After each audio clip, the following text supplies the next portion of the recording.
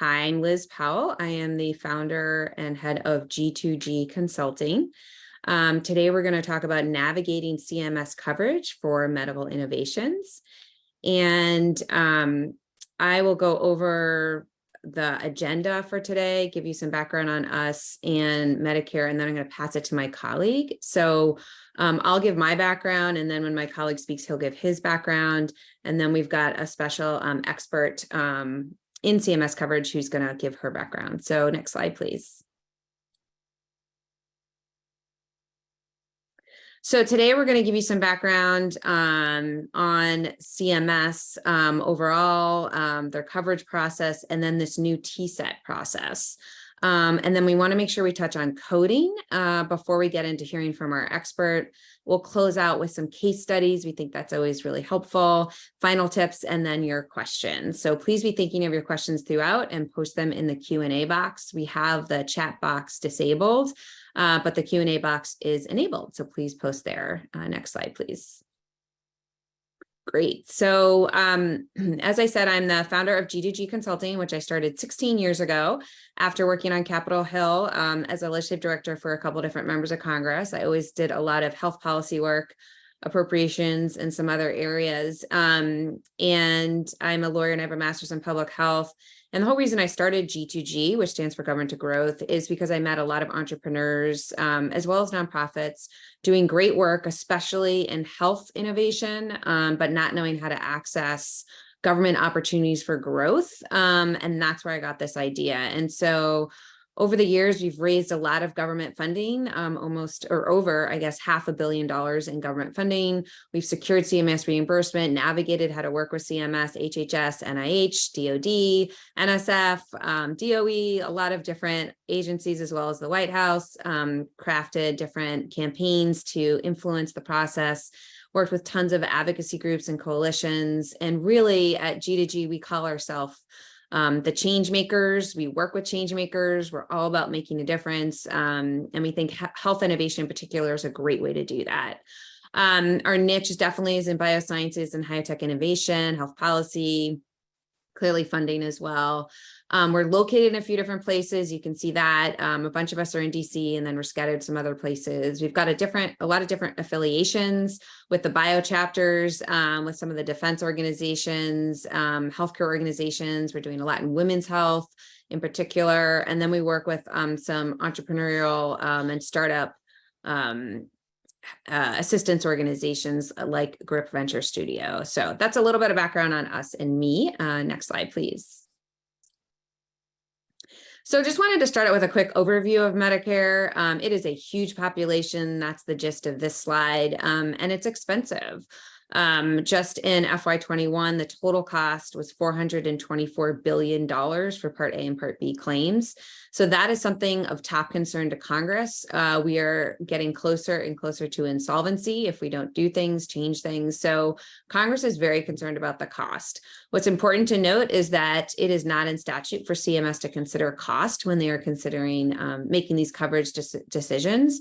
So when you're providing your arguments, your best arguments for Congress, you definitely want to include how great your innovation is and the impact it has on patients, but you also want to include cost. If you create cost efficiencies, that's huge for Congress. When CMS is considering coverage, they're considering better outcomes for patients. They're not considering cost. So just a little nuance that's important to consider.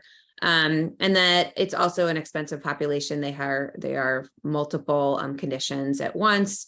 And then finally, the clinical studies often don't include this population. And so that's a real concern to CMS. Next slide, please. And I think I pass it to my colleague. Hi, everyone. My name is Aditya Girish. I work in G2G's DC office with Liz and some other colleagues. Just as a brief background on myself, I am a little bit different than the folks who work at G2G in that I'm a scientist by training. I actually was super interested in how science and technology, innovation, and policy and business all sort of come together. So working here has been a really great opportunity for me to explore that interest. As part of my work here, I engage with a lot of folks in the health innovation space, and I've helped shepherd a few clients through the complex processes surrounding CMS. So just here, I wanted to just level set on a few some terminology and basics. And again, I will stress that we will send these slides after the webinar is over, so you don't have to be scribbling notes furiously. Just in terms of basic terms, there's some distinguished features between coverage, coding, and payment listed here. Coverage is authorization for what Medicare can pay for. Coding refers to the system by which healthcare equipment, supplies, biologics, and other things are designated. And payment is, well, actually how and the level to which physicians and suppliers are paid for their services and supplies. And then at the bottom, I just wanted to delineate some different standards and terms that might come up. Again, with CMS, there is the underlying standard is the reasonable and necessary standard. Anything covered by CMS must, by statute, meet this standard. And you'll hear that being repeated again and again, but that is super, super critical that whatever you do meets that standard. And again, FDA, the Food and Drug Administration comes into play, especially with the discussions surrounding TSET that Liz will discuss a little bit later on. But FDA has a different standard compared to CMS. It's the safe and effective standard. And because of those disparate standards between CMS and FDA, it's kind of the reason why we're here today to discuss some of the proposed changes to coverage policies. And lastly is AHRQ, that is the Agency for Healthcare Research and Quality. It's in the larger Department of Health and Human Services. It is a partner for CMS in evaluating the data surrounding coverage decisions. Next slide, please.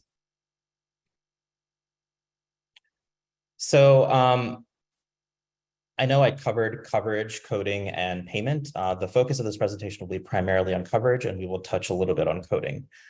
But coverage in terms of CMS, there's a couple of different mechanisms by which you can achieve coverage. So first, in the upper right-hand corner is the process of claim-by-claim adjudication, which is done through Medicare Administration Contractors, or MACs or MACs. As indicated, they make decisions on a claim-by-claim basis. This is done where there is an absence of a wider coverage determination for a geographic area, whether it be local or national. And so while in some cases this may be a faster path to coverage and it represents the majority of Medicare claims that are processed, it may not be the most suitable path, or really isn't the most suitable path for newer emerging medical innovations. In the lower left-hand corner, is the local coverage determination, or LCDs. So these determinations are also done by MACs, and it's specific to an item or service that can be covered in a specific geographic area. And so the MACs make this decision in accordance with the reasonable and necessary standard outlined by CMS, and they can be done as a standalone local coverage determination or supplemental to a national policy. And all of these determinations, of course, have to follow the CMS outline guide in its Medicare Program Integrity Manual, or PMI. And so there's a comprehensive list on Medicare's website of who these MACs are and the LCDs that they issue, which you can find on the website. So going to the right-hand side of the slide, this is more where we'll focus on. So this is referring to the National Coverage Determination, or NCD, and its affiliated processes. And so as the name suggests, this is a national policy determination by CMS, not by the MAC, as to whether an item or service gets covered nationally by Medicare. And so CMS relies really heavily on health outcomes data to make its decisions here, and specifically whether that data has a tangible impact on the designated Medicare population. And as such, NCDs, once they're issued, are characterized by a really clear delineation about what population in the Medicare target demographic is impacted by the product or service for which the NCD is being issued. And NCDs are issued through this evidence-based process that typically lasts 9 to 12 months. Again, that can be extended. And I'll outline that in a little bit more granular detail on the next slide. But just to emphasize their national scope, these NCD decisions, once made, are binding on individual contractors as well as other stakeholders in the Medicare space. Lastly, to the bottom right-hand corner, so these are a couple of NCD affiliated pathways that I will touch upon. The very first one, the Coverage and Evidence Development, or CED pathway. So this was put together by CMS in 2006 and then revised again in 2014. So briefly, it enables providers and suppliers to perform high-quality studies that are expected to produce evidence that could lead to a positive NCD down the line. And so said another way, CED has been used to support evidence development for innovative technologies that are likely to show benefit for the Medicare population, but currently do not have the sufficient evidence to meet an NCD standard. And so this is where AHRQ, the Agency for Healthcare Research and Quality that I mentioned on the previous slide, really comes into play. They really work hand in hand with CMS to review all NCD CED requests. And so the idea is that once the CED is approved, Medicare will cover the item or services with the expectation that the indicated clinical studies will be completed by the supplier or device manufacturer, and that the supporting data will be supportive of the intended outcome. And we can go into greater detail in a following slide. The other two ancillary processes that I'll briefly mention here are CTP, so that's the clinical trial pathway. This policy is applied when Medicare will cover routine care items or services that are affiliated with use of the technology, but not the technology itself. And that's done specifically within the context of a clinical study that's supported by federal agencies. You cannot do a CED and CTP simultaneously, and as such, it's not really a favorite for folks that are in the device manufacturing space. Lastly is parallel review. So this is where FDA really comes into play. So FDA and CMS work together to concurrently review clinical data that's submitted by a manufacturer about a medical device in order to decrease the lag time between FDA approval or pre-market approval and eventually granting a CMS NCD. And so this is obviously a good idea on paper, but I think the issue that's come up is that the disparate criteria between FDA studies and CMS studies, the reasonable and necessary versus safe and effective. And so that's caused some difficulties for manufacturers, as well as furnishing the necessary data for NCD standards, as I outlined in the CED discussion. And so again, I want to stress at the outset that for CMS, you need to be able to meet the reasonable and necessary standard for diagnosis and treatment of an illness or injury. And secondly, you need to fit very clearly under a specified benefit category, either for Part A or Part B of Medicare, and not be specifically excluded under the Social Security Act. So can we go to the next slide, please? So this is a CMS slightly cut down CMS flowchart on the various different steps in obtaining an NCD, or National Coverage Determination. So as I noted on the previous slide, this process is expected to take between 9 and 12 months, although extenuating circumstances can certainly elongate the process. I would like to stress from the outset that blindly submitting an NCD is not advisable. It is really, really important to take that very first step in the upper left-hand corner, doing a preliminary meeting with the relevant folks at CMS. And so that's the Coverage and Analysis Group, or the CAG. And so they will talk you through your innovation. They'll ask probing questions and really help you determine whether or not you are ready to submit an NCD, whether it's the right route for you, and help you answer a whole lot of other questions. So we found that process super useful. So assuming those discussions go well, the next step concurrent to that actually is determining what your benefit category is. So it really is, as I stressed before, important to determine where in Medicare Part A or Part B you fall under, and really making that clear and making the determination clear before you actually put your application together.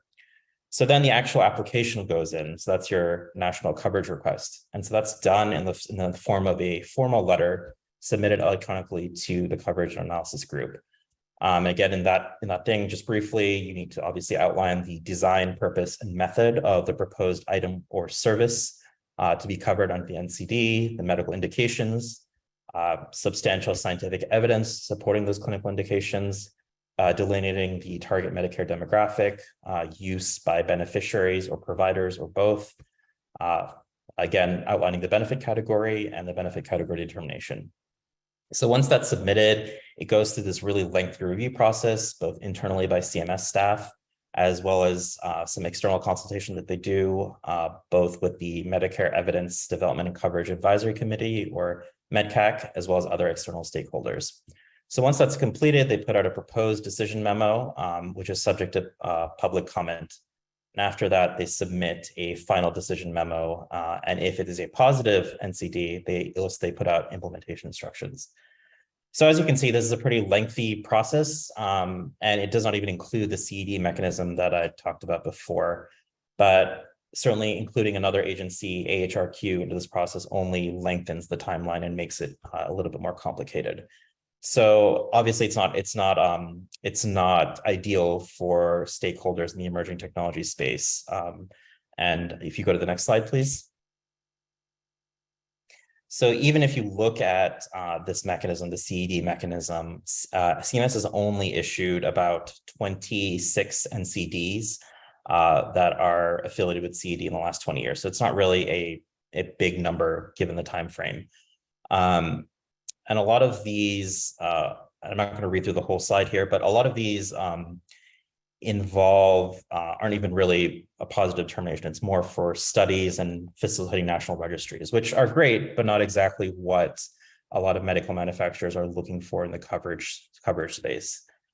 And so a lot of the conflicts that are happening here is that medical manufacturers aren't really able to provide the necessary health outcomes data and clinical utility data that NCD normally stipulates at the point of application. And so that conflict has led to a lot of discussions internally that led to consideration of new rules, including TSET that Liz will talk about later. I think that's all I wanted to discuss on this slide. I'll turn it over to Liz.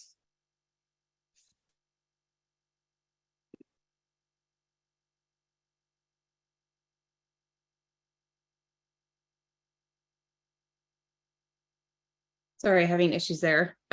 So the procedural notice is different than a rulemaking, and they did this on purpose because they want it to be easier, and they think any adjustments that they might want to make going forward will be easier and faster with a procedural notice instead of rulemaking. This whole effort is really that evolution of the expedited access pathway program and the priority review program. And there is a history with the MCIT, which was a Medicare coverage and transition rule that was announced under Trump that actually was never implemented. They delayed getting comments, which then delayed implementation. And then they were on November 15th, 2021, they were able to just completely repeal it. And they spent all of 2022 trying to get stakeholder comments and input so that by 2023, this year, they were able to come up with a new program, this transitional coverage for emerging technologies, or TSET. So I don't want to read through every word here, but just you can see the overall goals are to balance predictability with and removing uncertainty, which is a huge complaint of the industry, and making sure that there's evidence. And they kept, especially in this announcement, they kept saying how there just isn't enough evidence for the Medicare population, and that usually with clinical trial development that goes through FDA, it's on younger populations and healthier populations. And so that is a big concern for CMS. So you can see the criteria. This applies to devices and diagnostics, and that they want to make sure that it is more effective for life-threatening or irreversibly debilitating human disease or conditions. It must be breakthrough, which means that there's no approved or cleared alternatives that exist. It offers significant advantages over existing approved or cleared alternatives, and includes the potential for all of these things. Obviously, reducing hospitalization, improve patient quality of life, facilitating patients' ability to manage their own care, and then establishing long-term clinical efficiencies. Next slide, please. And then this is directly from the announcement from CMS, and it's an attempt to explain the different stages and timing as you go through this process. And as Aditya said, we will send you these slides so you can go through this. I think actually the next slide is probably more helpful in breaking down the timing and going through each of these steps. So the first thing is 12 months prior to the anticipated FDA decision, you want to send an email to this email address and include this information. And I want to emphasize succinct. They clearly said that they don't want lengthy descriptions. So make sure it's succinct description. And then the statement that the device is not excluded by statute from Part A or B. That's important as well. CMS will then arrange a 30-minute intake remote meeting within 20 business days of the submission. So that's actually pretty fast, which is good. And then this is what will be discussed during the meeting. And then they will make a preliminary decision in 30 days, business days following that. If you're denied because you're not within the existing benefit category, then you can request a virtual meeting to get answers to your questions as to why, and hopefully be able to have a second shot at that. The next slide goes over if you make it through that hurdle. So the next slide, CMS will make a preliminary decision in 30 business days, as I said. And the next steps are meeting with FDA, and they will protect trade secrets, public or private privacy protections from public disclosure, but they will start exchanging information. They may also talk to FDA even before, as you're going through the approval process. They actually talk about that in the from CMS in this announcement. They will do the benefit category review, and they may do this initial acceptance into TSET, but it's subject to change. They say that throughout this announcement as well, that anything can change. They will then use a contractor and work with AHRQ to conduct evidence preview over 12 weeks. Then they will arrange 60-minute meeting with the manufacturer for the final evidence review. So there's lots of back and forth and editing in the final version of before they have the final version of the evidence review. And then the manufacturer submits the formal NCD letter requesting that CMS open a TSET NCD analysis and include the evidence development plan if needed, which is probably the case. That evidence development plan is really important to getting this through. They will then have 30 days, it's always business days, and then arrange a meeting. Any other adjustments will be an additional 60-day period to that evidence development plan. And then once you've gone through all that, then they finally will post a tracking sheet, and then it becomes public. Nothing's public till they post that tracking sheet. And so you can withdraw if going through all this, you realize this is not what you want. You can withdraw before that, and it will never be public. And then following that, there's a 30-day public comment period. They will then issue the proposed TSET NCD and evidence development plan within 6 months of opening the NCD, and then the final TSET NCD within 90 days of the proposed TSET NCD being released. And this is a lot of information, but hopefully once you have the slides, it'll be helpful. The next slide, please. Just a bit about timing. The transitional coverage lasts for 3 to 5 years, which is different because the previous one, MSET, was 4 years. So there's a little bit more there. The review date is 1 year after the evidence development plan study is completed. They are expecting manufacturers to provide analysis, reports, peer review publications. And they said that they will look at abstracts and drafts before actually published. So that's good. CMS may reconsider the NCD at any point, and they will conduct an updated evidence review within 6 months of the review via contractor. So they are working with contractors throughout the process. Something to note is that they are saying that there are going to be 8 TSET nominations per year, and that they won't accept more than 5 candidates per year, although there were 166 breakthrough designations in 2022. So that is definitely a challenge, I think, for a lot of folks. However, still using these other pathways that Aditya talked about with the NCD, with CED process is still something that you can do, even if you can't be one of those 5. So then the next slide goes over coding. So I'm going to pass it back to Aditya. Thanks, Liz. We just wanted to briefly touch upon coding. As you may all be aware, coding is essential essential for processing healthcare reimbursement claims. And so having coverage is good, but you also definitely need a code that covers your biologic service, device, what have you. So there's many different classes of codes, but we wanted to highlight one specific, or 2 specific classes rather, that fall under the Healthcare Common Procedure Coding System, or HCPCS. And so there's 2 code sets here. One is the HCPCS Level 1, which is the Common Procedural Terminology coding. So this is maintained by the American Medical Association, or AMA, and it's really specific to procedures or services that fall under 6 specific areas that are listed here. And so the AMA has its own internal processes by which it updates and revises those codes. So it's essential to engage with them directly if you believe your service or product falls under their scope. So it's not really a direct CMS monitored system, even though CMS certainly uses it. CMS is more involved in the second half of this coding scheme, or the HCPCS Level 2. So essentially, it includes anything and everything that's not included within the scope of Level 1. That includes drugs and biologics, basic services, including ambulance services, durable medical equipment, or DME, prosthetics, orthotics, supplies.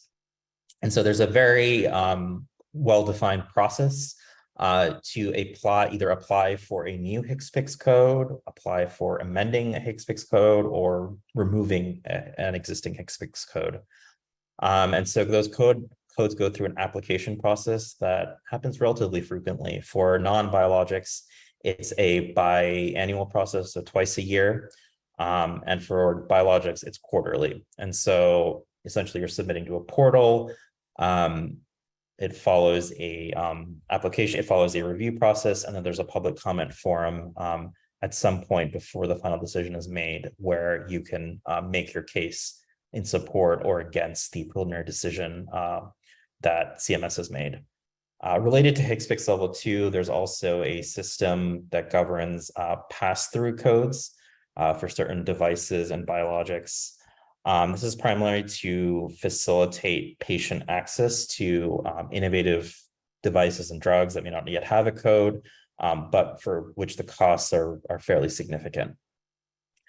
And I also want to stress before we move on that coding is important in the larger scheme of coverage, but it is also distinct from coverage. Assignment of a code, having a code, does not automatically imply coverage by any payer. There's 2 separate processes that are governing coverage and coding, and you really need to engage with both if you want to be successful in your engagement with CMS. Next slide, please. So at this point, we're going to transition and hear from an expert in engaging with CMS, Neleen Rubin. If you can give us just a minute or so to bring up those remarks, or less. Well, we are so honored to have Neleen Rubin join us today. She is quite the expert. She has 20+ years experience working in and with government, and specifically in health policy. So we're going to have just a little interview, a little back and forth between us. So hopefully shed some light as folks are trying to navigate how to move their innovation to market as fast as possible and get that coverage. So to kick things off, Neleen, again, thanks for joining us. You have such an impressive background. Would love for you to just share your career path to start things off. Sure thing. Well, thank you, Liz. Thanks so much for inviting me to join today. And thanks to your firm, G2G, for putting the session on today and for focusing on this important issue. So my background, I'll keep it really quick. And I'm dating myself here. I guess I've been working in healthcare policy in one realm or another for about 25 years in DC, and my experience ranges from, fresh out of public policy grad school, working at the Department of Health and Human Services in the Secretary's office, where I had the privilege of sort of seeing broadly how broad policies and decisions were made at HHS. And then I did 2 tours of duty, so to speak, on Capitol Hill, working for Senate Finance Committee members. My first time was for just an individual member on the committee. And for those who are not familiar with the Finance Committee, that is the committee in the Senate that has jurisdiction over Medicare policy, Medicaid policy, tax policy, trade policy, as well as some other important items. And again, my first job there was working for an individual senator covering his healthcare portfolio, which of course included Medicare and Medicaid.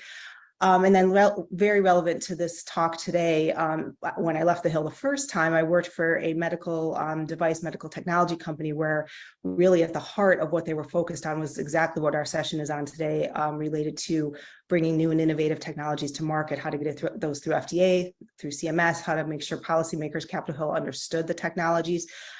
So my job was on a government affairs side for that company for a few years. And then I went back to the Senate, working this time for the actual committee rather than just an individual member, where I worked on policy in this area for the committee. And then after that, for the last decade or so, I've been doing consulting, helping healthcare clients navigate all of these processes. So look forward to talking about these issues from all those angles. So Liz, thanks again for including me. Oh, wow. Yes. What an amazing background. So can you share your experience in working in the CMS coverage space from the perspective of a staffer on the Senate Finance Committee? How did you address it? Being lobbied on these issues, advice there, and just, sharing your experiences now that you're on the other side as a lobbyist. Yeah, sure thing. Good questions. Well, I guess there's one key thing that I did not realize until I went to Capitol Hill, and even more so until I got on the outside and started working for that device company I mentioned, and then again went back to the Hill again in a more senior role, which is, a very important point for, I think, innovators to realize is it's rare that Congress legislates on a specific technology, therapeutic, or innovation. Meaning, there's certainly some cases where Congress gets very closely involved, but in general, Congress doesn't write laws on just one very narrow technology. But what they do is set in legislation and statute the rules of the road for how technologies come into the system. For example, for the NCDs, for the national coverage determinations, writing the broad rules, and then over time, from a legislative perspective, they may modify that framework. And then obviously CMS, the agencies, the Center for Medicare and Medicaid Services, fills in all the details about how that coverage process happens. So it's very much a partnership.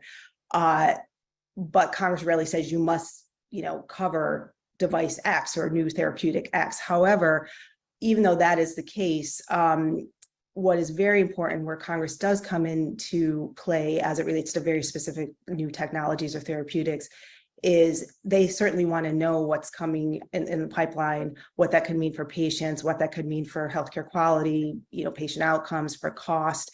And so it's very important, and Congress very much appreciates hearing from innovators, hearing from researchers, and then hearing from the whole healthcare sort of ecosystem that could be impacted by those innovations, to understand where they could fit into the current system of what is covered, where they could take healthcare for the patients that the various Medicare, Medicaid, other public programs cover. So there's very much a role for innovators and, sort of for the broader healthcare community, which maybe we can get into what I mean by that, to be educating Congress on innovations that are on the horizon, because Congress very much has a role in weighing in on those with the agencies, even if they're not necessarily legislating on those items.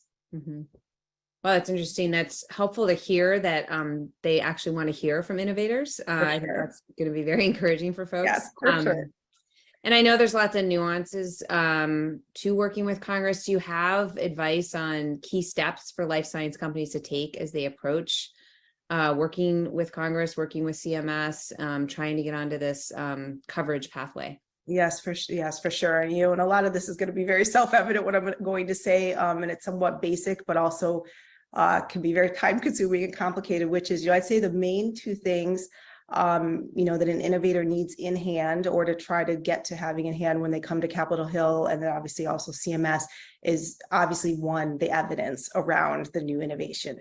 Meaning, even if it's in process, it's still in research mode, is not sort of all there yet, it's on the horizon on, whatever time frame. What are the quality outcomes expected to be? What are the healthcare outcomes expected to be for those innovations? How do they compare to other things already on the market? What might the cost be? Importantly, who may most benefit, particularly if it's underserved populations for those innovations. So coming with the evidence is sort of step number one, and being prepared to answer, if you don't have the evidence yet, what you as an innovator are going to do, to fill that gap. But that's sort of number one, and it's sort of obvious. The other piece that maybe people don't quite realize, particularly if they're new at this, that's important and certainly helps, with a broader effectiveness on educating policymakers, is bringing allies with you on whatever the innovation is. Meaning, it's of course important for the innovator, the researcher, to come up and talk about, here's this new thing that we are testing, researching. But almost equally important is who else comes up to talk about that innovation. Is it individual patients who might be affected? Is it patient or disease groups who represent that sector of patients? Is it the healthcare providers who may be ultimately providing access or treating patients with that innovation, and what their views are? And also, of course, if either those buckets of entities have sort of differing views, being able to explain why that's the case. Other maybe folks you don't think of right off the bat, employers who may have, as their employees, patients who are going to be affected by the technologies. We talked about Medicare and Medicaid, but also knowing what commercial insurers are going to think, the actual payers for the innovation, and what will they say? Will they come up and partner again to say, boy, this would help keep our plan members healthier at lower costs, if even better. So it's all about the evidence and all about sort of the allies that you can bring with you, or if you don't have the evidence and you don't have the allies explaining why that is. And sometimes obviously those things take a while to develop, but those are, to me, very important items, because to come up to the Capitol Hill or to CMS sort of on your own, it's not undoable, but it's certainly a much more difficult path if you're on your own. Yeah. And you touched on this a little bit, but would love to pull this out a little bit more. And that's health disparities. It seems like this administration is very focused on that. And so what comments or insights can you add around addressing health disparities and including that as you're approaching CMS and trying to get coverage? Yeah, that's a really good question, Liz. This administration, and I'd say very much this Congress, the last Congress as well, and probably well into the future, everybody is looking at payment, looking at innovations, new technologies through the lens of disparity and health equity. And that, to some degrees, in the eye of the beholder, can be defined many different ways. From a Capitol Hill perspective, they want to understand which disparity could a new innovation or technology help address. Could it help from a pure underserved population, a rural versus urban? There's a lot of focus on maternal health and maternal mortality. Could it help from that, or women's health more broadly? That's an equity issue. In general, the question I think policymakers care about, not just what does an innovation or technology do, but who does it help? It's the who part, not the what only, right? And I think in the past it was more the what. This is what my technology does. Here's how it works. And that's, of course, hugely important, and it's got to be safe and effective and high quality. But the who part, and is it filling gaps, is critically important. So I think the more that innovators can anticipate that question, break down their data in a way that shows the disparities they're addressing, is going to help advance their innovation and get the attention, frankly, from both Capitol Hill as well as FDA and CMS, because this is the lens through which they're looking. No matter, as Liz, for CMS, they break payment down by site of service, whether you're a hospital, physician, outpatient, post-acute. Each of those angles is looking from a disparity perspective, and who isn't being served or isn't being served well. So I think that is a really key question you just asked. Yeah. Well, I think you summed it up when you said it's no longer just what, it's who you're serving. I think that's pretty powerful. All right. Well, so with all your experience, just any tips generally on how to do advocacy and communications with Congress, with CMS, maybe leveraging each other, or like, what's your advice for folks that are new to this? That is a good question. I mean, the most basic thing, which people maybe don't realize when you approach, I mean, if you're going into the most senior or sort of the depths of CMS, you're certainly going to encounter experts who really technically know your innovation, your product, your therapeutic that you're working on. And you obviously need to meet those policymakers where they are in terms of technical detail. But the vast majority of higher level CMS individuals you'll interact with, and certainly staff on Capitol Hill, are not technical experts on medical technologies or therapeutics or innovations. That's not their skill set. And so, advice 1 through 10 is to, approach Capitol Hill and policymakers, from a layman term perspective, in clear language that, you could tell your 22-year-old daughter or something, be clear in your communications, and make sure you can meet the staff person where they are. Start simple. And if they are somebody who happens to have a PhD, which some of the Capitol Hill staff do, in a certain area, then obviously be able to then talk to that level, but do not assume a level of knowledge that may not be there when you're approaching, because you'll lose them and it'll be a waste of opportunity. So number 1 is to be clear. Number 2, for folks who maybe haven't done this before, obviously Capitol Hill from that angle is a very big place. There's 535 members across Congress, all who come to Capitol Hill with different experiences, different backgrounds. So do your research on who you're going to meet with, and, try to maybe prioritize not only congressional members who are on key healthcare committees, which is of course important. That means they're going to more likely be focused on healthcare issues, but also look for folks who might have if that member of Congress used to be a physician or a nurse, or maybe, their spouse is that, there's ways to do some research to try to understand, like, will there be a natural interest in my innovation? Or history. There's certain members of Congress who are big Alzheimer's advocates, for example. You want to start in the sector that, or the policymaker that's been focused in an area that you're working, because of course you're going to get a lot more attention and focus. As I talked about earlier, come to any sort of interaction with the evidence in hand, and in trying to anticipate what questions they're going to ask you. Again, it's all about health outcomes, disparities, quality, cost, and being ready to provide whatever information you can on those items. And then, lastly, and this kind of is equally as important to the first thought about being clear in your communications, also have a specific request that you want to make when you go talk to the policymakers. Just going and talking about your item, that's great. It's good to educate, but you need to have a specific request. If it's, could you call CMS and ask what, sort of what their timing or their process or their view is of this innovation, or whatever question you may have. Ask that Capitol Hill staff member to make that call to CMS and try to ask the question or raise the concern, maybe if there's a concern you're raising. Or perhaps there's a letter you would like the policymaker to write, to CMS to say, gosh, we heard about this new innovation, CMS, we sure hope you'll take a look at it. Capitol Hill lawmakers do that all the time. So come with a request in hand. And then again, this gets back, and I'll stop talking here in a second, Liz, to what I said earlier. Then to the degree you can have any of your allies, as I mentioned, whether it's other disease groups or, other entities that may align with supporting what you're trying to do, then having them ask the same thing of those lawmakers will certainly give you a better shot of ultimately affecting CMS's thinking. Okay, that's really helpful. And you said key committees. It might be good for you to just say, what are the key committees for CMS reimbursement in Congress? Sure. The Senate Finance Committee. So again, that's the one that I worked with that has jurisdictions. It's the only committee in the Senate that touches on Medicare and Medicaid. So that's the Finance Committee.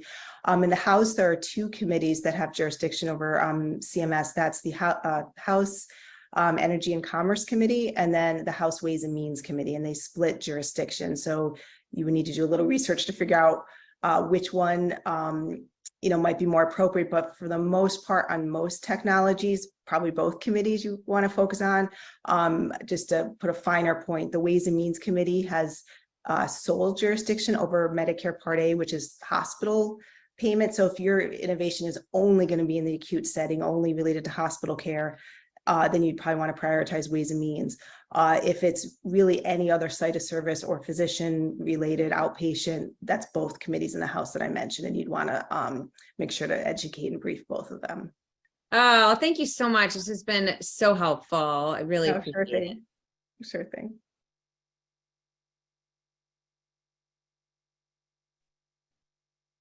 We wanted to extend our thanks to Neleen for sharing her expert insights on working through both Congress and the agency itself to advance CMS priorities.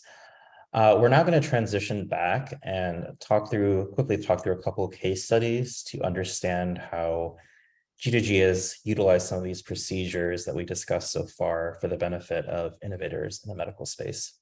Next slide, please. So this very first study is focused on shaping the CMS coding process, specifically the HCPCS process that I'd outlined before, the HCPCS level 2 process. So we actually had we were working with two groups that were in this space who had disparate needs with regard to coding. One group, company one, actually had an existing code, but they needed a revision for that code in order to better describe their technology as it had evolved over the years quite significantly. The second company that we worked with was sort of new to the CMS space entirely, and had just recently been advised to pursue this route and needed or wanted to look at a standalone code that would cover their class of technology, because as far as we could tell, none existed. So the underlying problems here is that the first company hadn't really engaged with CMS at all in a very long time, and definitely not on the HCPCS process. Company two had done some engagement on the NCD process, and it had not moved forward.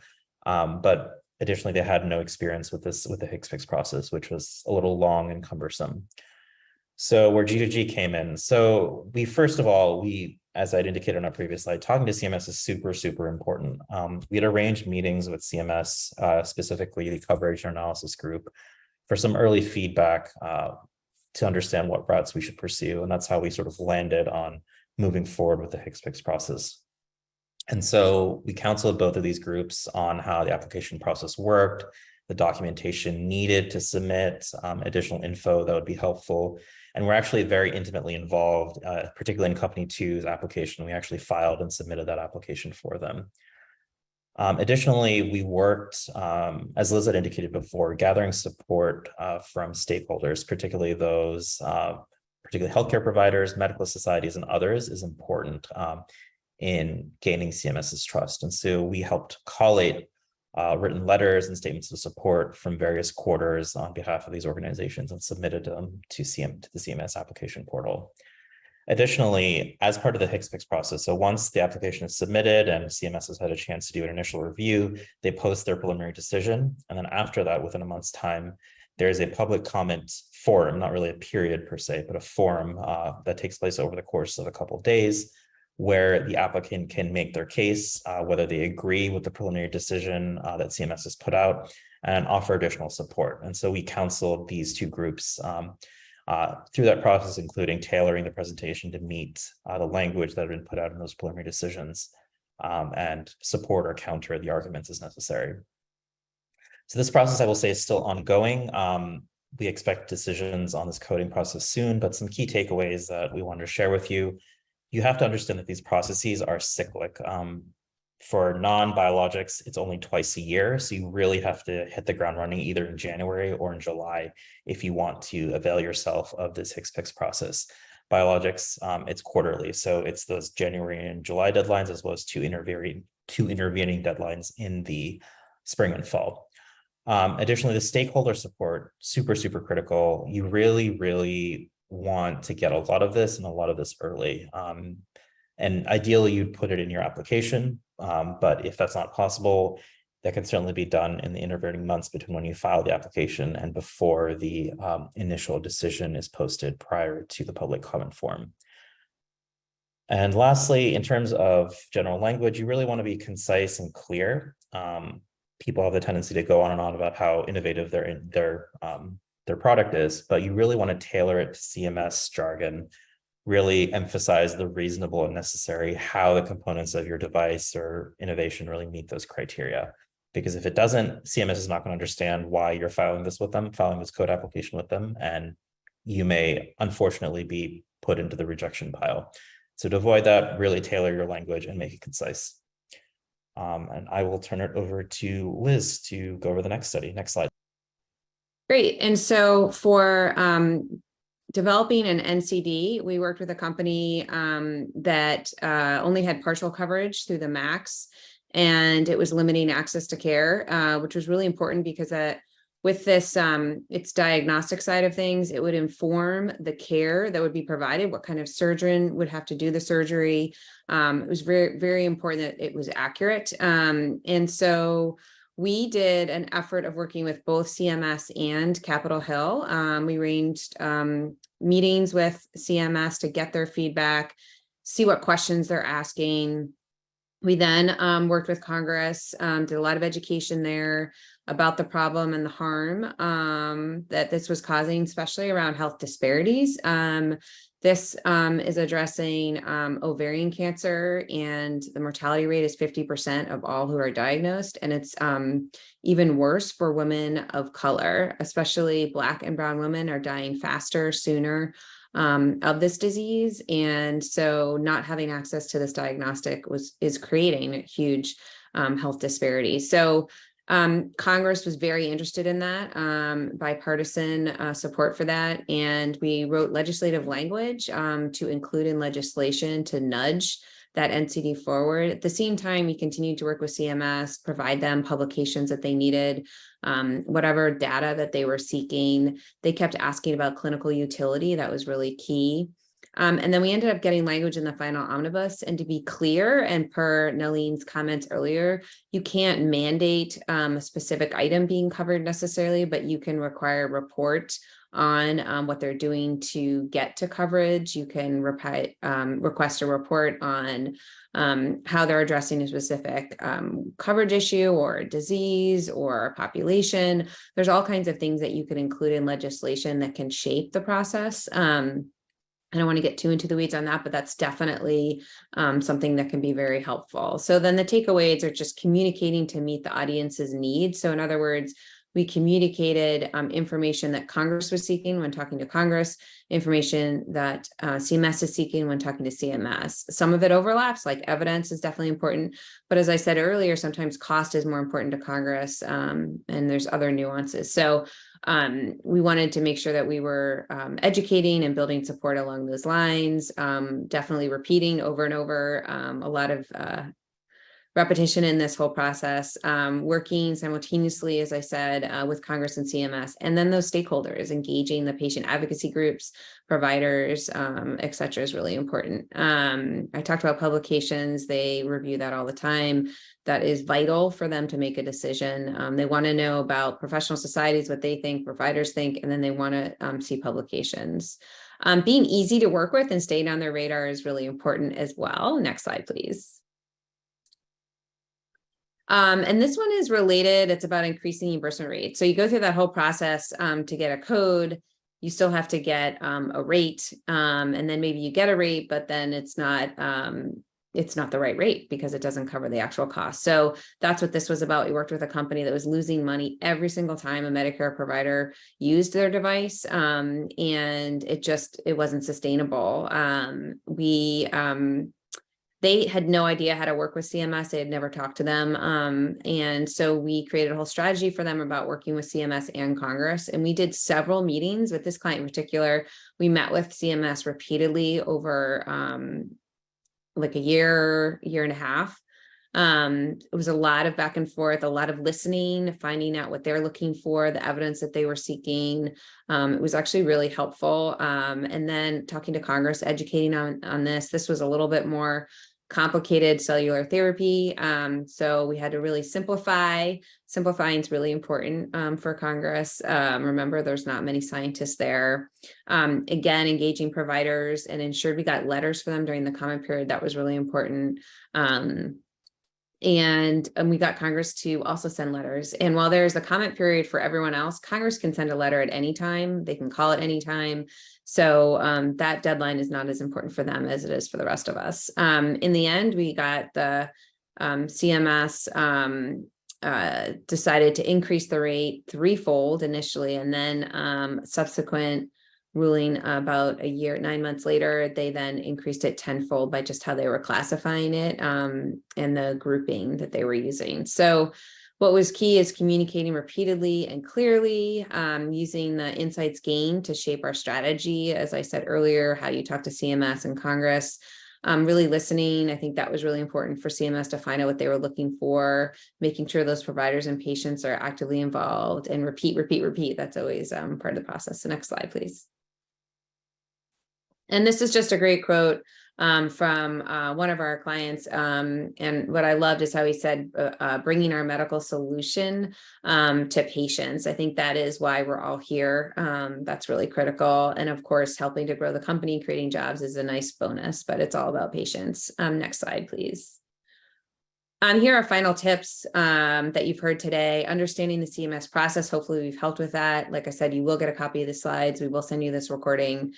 Determining which lane you're in. Are you TSET, a breakthrough device, NCD with CED, coverage evidence determination, evidence development, working with Congress at the same time, knowing your rep and your senators, they will want to help you because you're located in their state or district. Plus these key committees, as Neleen talked about, Senate Finance Committee, Ways and Means, and House Energy and Commerce.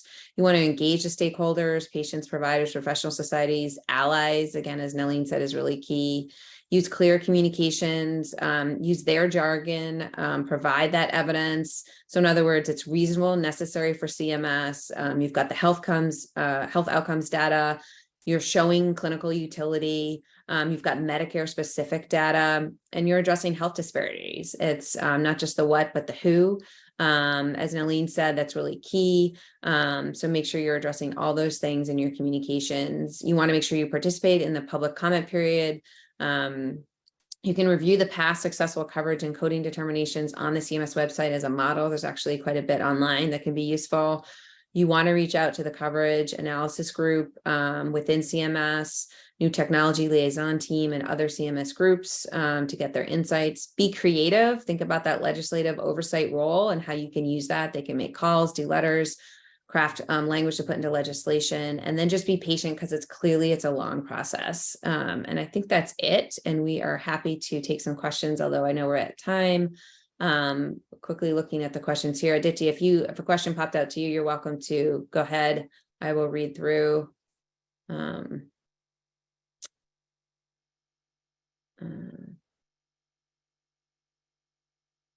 Okay, so given a small number of TSET approvals expected to be granted, would you advise companies to consider their option of low likelihood?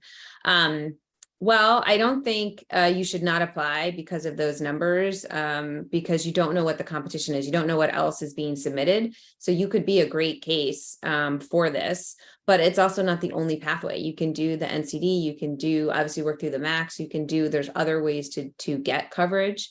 So I wouldn't say that's a hard no just because there's not many that they're going to allow this first time. I think that number is going to change. They had throughout this announcement that they are going to be making modifications and new guidances are coming out. So I think that number is going to go up.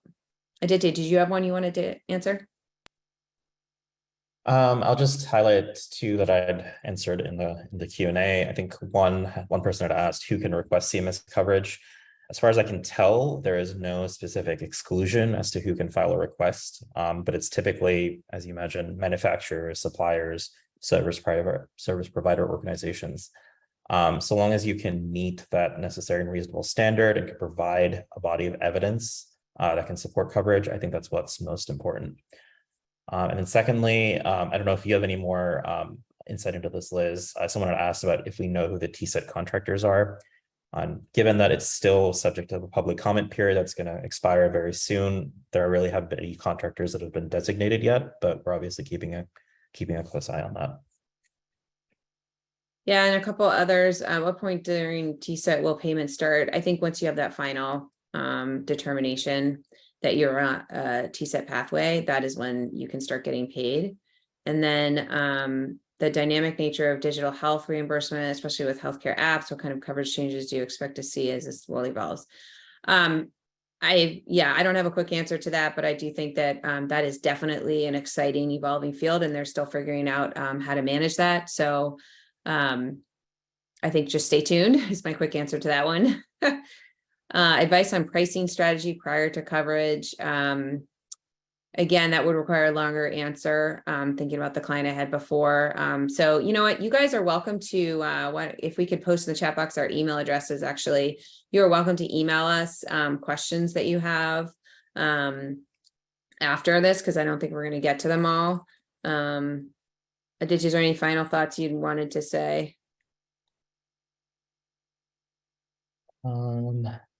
Look at these questions. I would just say read. It takes time. Just going back to Liz's point about time, it takes time for this process to work. You really, really, really need to read all the fine print, or most of it at least, and figure out where you fit in. It's challenging, it's difficult, but making that investment early while you're still sort of well before you're actually considering coverage is probably a good idea, I would say. Don't be afraid of the text. Right. And yeah, we definitely do serve as a consultant for folks going through this process. There's a question about retainer fee for this. So, you know, it just depends on each client, how in-depth they are in their efforts, how much they've already worked with CMS, that type of thing. But yes, absolutely, we can work with you to help you go through the process. And with that, I will say thank you all for dialing in. We appreciate it, and hope you have a great day. Thank you.